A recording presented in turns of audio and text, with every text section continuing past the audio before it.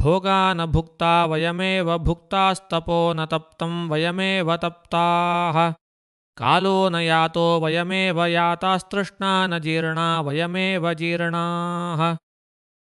Today we sit with one of the most piercing verses ever written in Sanskrit.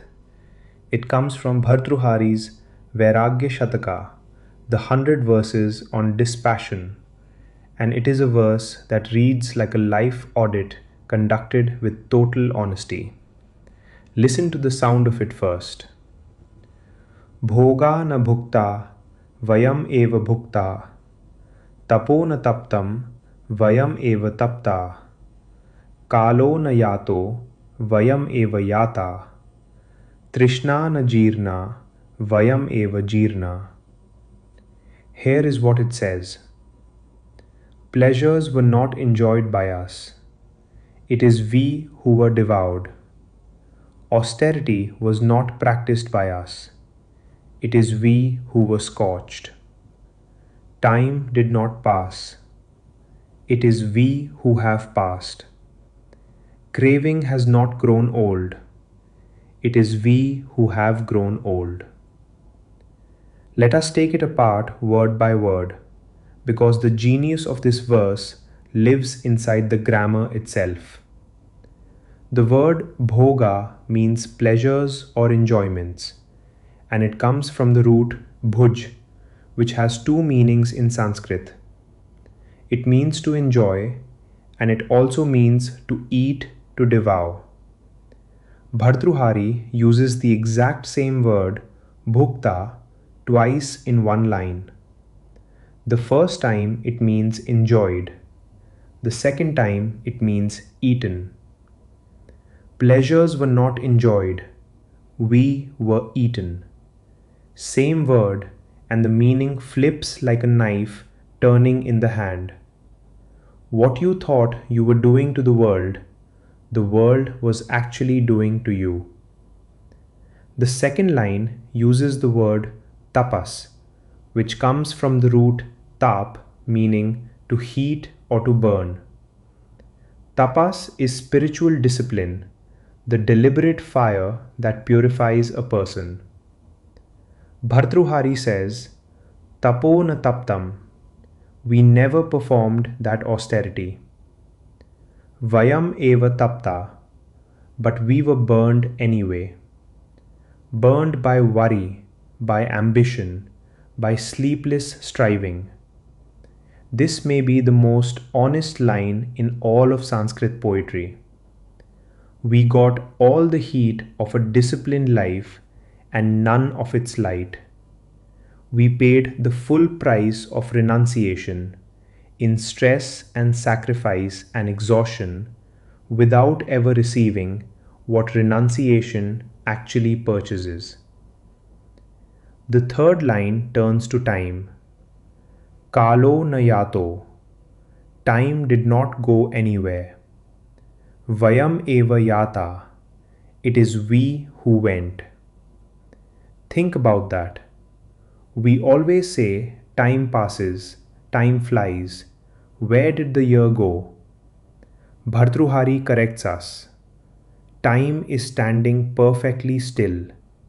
You are the thing that is moving, and you are moving in one direction only. And in Sanskrit, the word kala means both time and death. So the line whispers a second meaning underneath. Time did not go. We went toward kala, toward the end. And then the final line, the diagnosis. Trishna na jirna, vayam eva jirna. Trishna means craving, and it literally means thirst, from the root trish, to be thirsty. It is the same word the Buddha used, tanha, when he named the cause of all suffering. And jirna comes from a root that means to grow old, to decay, and also, beautifully, to digest.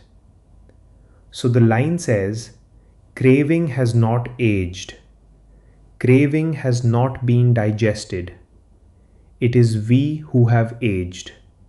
It is we who have been digested. The verse begins with eating and ends with digestion.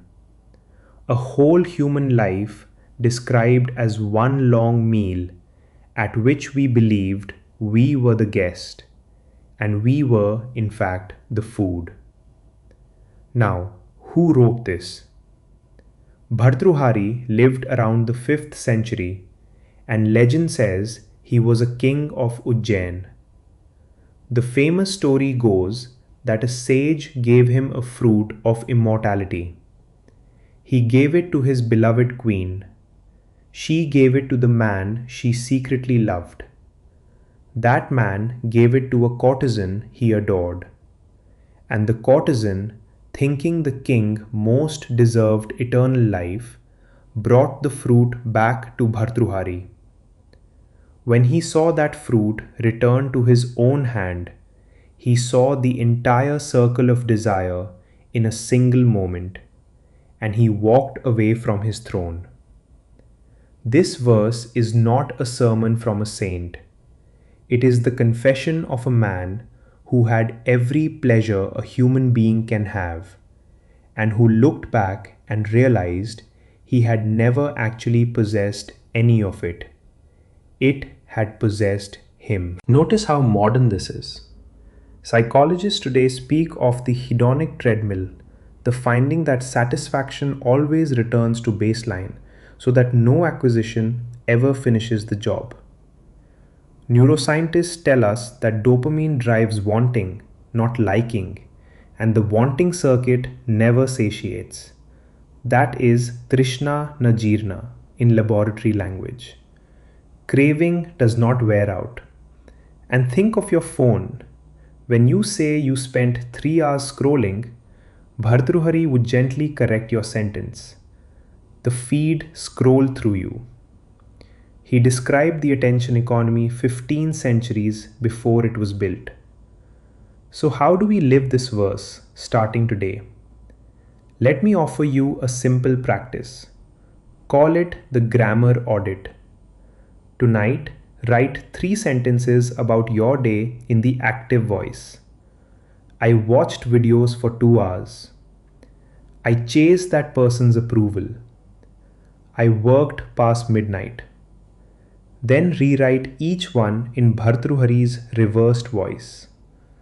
Videos watched me for 2 hours. That approval chased me. Work kept me past midnight. Now ask honestly, which version is truer? Wherever the reverse sentence is truer, that is exactly where craving is eating you. Pick one of those places and tomorrow engage it only by a decision made in advance. A set time, a set limit, never by impulse. You are not being asked to renounce pleasure.